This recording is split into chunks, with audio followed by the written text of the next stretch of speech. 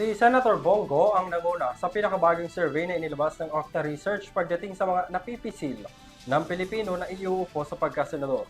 Ang ilan namang kandidato gaya ng Tulfo Brothers nakakuha ng mataas na porsyento. Si Mia Layagin magbabalita. Sa nalalapit na eleksyon sa Mayo, mas umiigting pa ang tapatan at pangangampanya ng mga kandidatong tumatakbo para sa iba't ibang posisyon sa pamahalaan. At sa paglapit din ng naturang araw, ang mga botante may kanya-kanya na ring napiling mga kandidatong naisihalal, depende sa mga kakayahan at mga isinusulong ng mga ito na plataporma. Ilan sa mga pangunahing batayan ng laban at karera ng mga kandidato ngayong darating na halalan ang kabi-kabilang survey results ng mga kandidatong napupusuan ng masa para sa eleksyon. Sa pinakabagong survey ng Pulse Asia para sa buwan ng Marso, pinangalanan nito ang mga kumakandidato sa pagkasenador at mga party-list groups na matataas ang tsansang manalo kung ngayon gaganapin ang halalan.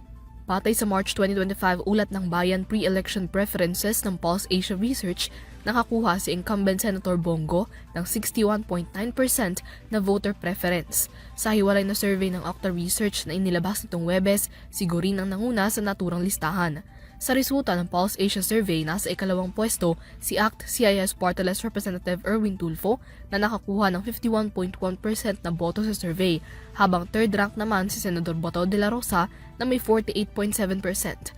Nasa ika-4 na pwesto naman sa listahan si dating Senate President Tito Soto na kumakandidato muli bilang senador sa halalan sa Mayo. Bukod sa kanilang apat, mayroon pang 12 kandidatong naghahati sa Senatorial 12 lineup na may mataas na tsansang manalo.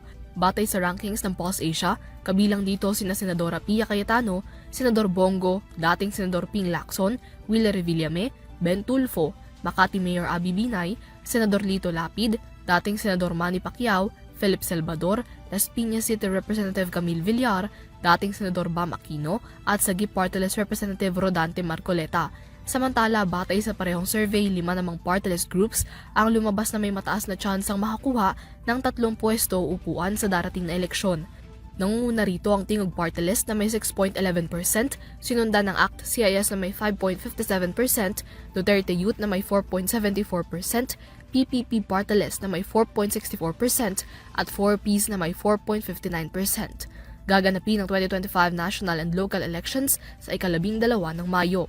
Para sa EuroTV News, Mia Layagin sumasaludo sa bawat Pilipino.